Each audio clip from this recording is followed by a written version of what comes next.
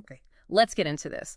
We're taking a deep dive today into really one of the most powerful metaphors in the Old Testament. Right. The whole idea of the relationship between God, Yahweh, and Israel as a marriage. The divine marriage. And we're zoning in on maybe the most dramatic point, the declaration of divorce in Jeremiah 3:8. It's stunning, really. And what's key to grasp right away is just how unique this setup is, especially in the ancient Near East. How so? Well, you see other gods with partners, sure, but the prophets paint Yahweh as this exclusively committed, almost jealous husband. Monogamous. Exactly. Monogamous, bound only to Israel. She's the one bride. That intense relational focus, that's kind of the core source material here. And the wedding itself, you could say, was at Mount Sinai. Right? That's the traditional understanding, yeah. The covenant ceremony there, with Israel basically vowing obedience. Mm-hmm. That functions like the marriage contract. And there's this initial ideal phase. Jeremiah 2 even talks about the love of your betrothal, that early devotion in the wilderness, like a honeymoon period. A honeymoon period, yeah. But like many marriages depicted in literature, things go sour. They really do. The texts are pretty relentless about Israel's unfaithfulness. Yeah. It's not just framed as breaking rules, it's described as harlotry, as spiritual adultery. So like chasing after other gods? Precisely. Yeah. Idolatry, foreign alliances. Mm-hmm.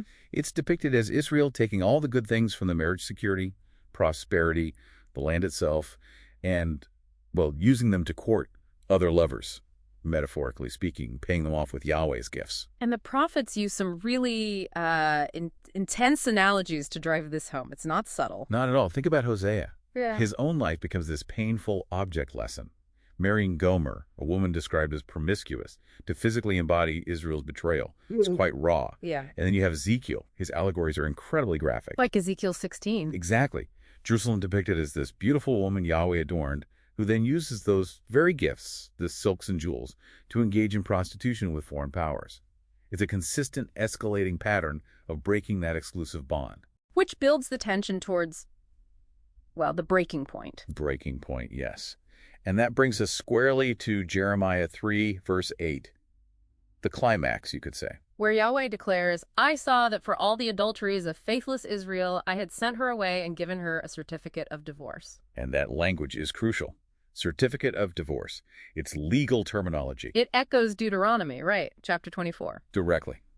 Deuteronomy 24 lays out the process for divorce, including the necessity of a written document, a bill of divorce, especially in cases like adultery. So this isn't just emotional rejection. It's framed as a legal severing. And historically, people connect this to the Northern Kingdom. Yes, often this metaphorical divorce is seen as reflecting the historical reality of the Northern Kingdom, Israel, being exiled by Assyria around 722 BCE. The physical separation mirroring the legal one. Okay, so we have this legal decree. Divorce, it seems pretty final, but then the story doesn't actually end there, does it? No, it absolutely doesn't. And that's where the real theological wrestling match begins. Because just a few verses later, in Jeremiah 3, Yahweh is inviting Israel to return. He is, which, according to the very law Yahweh invoked from Deuteronomy 24, well, it shouldn't be possible. Why not? Because Deuteronomy 24.1-4 explicitly forbids a man from remarrying his divorced wife if she has gone on to marry someone else in the meantime. Which Israel metaphorically absolutely did by pursuing other gods. Repeatedly. So Yahweh invoking the divorce law and then immediately defying its restriction on remarriage. Yeah. It's extraordinary. So the divorce pronouncement, it's serious, it reflects a real consequence, exile, but it's not the final word. Exactly. It functions as this incredibly severe metaphorical judgment. It's meant to shock, to provoke repentance, to underscore the gravity of the betrayal, but not necessarily to terminate the underlying covenant commitment forever. The commitment runs deeper than the legal infraction somehow. Precisely. The divine commitment is portrayed as ultimately more enduring than the human failure and even the legal consequences prescribed for that failure. The invitation to return signals that. And this leads towards the idea of a new covenant. Yes. The prophets, especially Jeremiah, later on in chapter 31, start talking about a future restoration.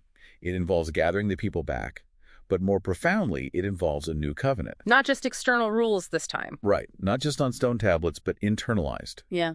Written on the heart. It suggests a fundamental change in the people, enabled by God, so that faithfulness becomes possible from the inside out.